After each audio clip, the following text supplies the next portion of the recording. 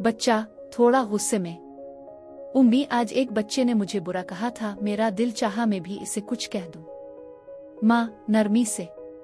फिर तुमने क्या किया बेटा? बच्चा सर झुकाकर। मैं खामोश रहा लेकिन दिल बहुत भरा हुआ था। माँ मुस्करा कर। बेटा, क्या तुम जानते हो कि जुबान के बारे में नबी ने क्या फरमाया है? बच्चा हैरत से। उम्मी, जुबान के बारे में? माँ वकार से। नबी करीम ने फरमाया, जो अल्लाह और आखिरत पर ईमान रखता हो वो अच्छी बात कहे, खामोश रहे। बच्चा सोच में। तो उम्मी, खामोश रहना भी नेकी है? माँ दिल को छू लेने वाले अंदाज में।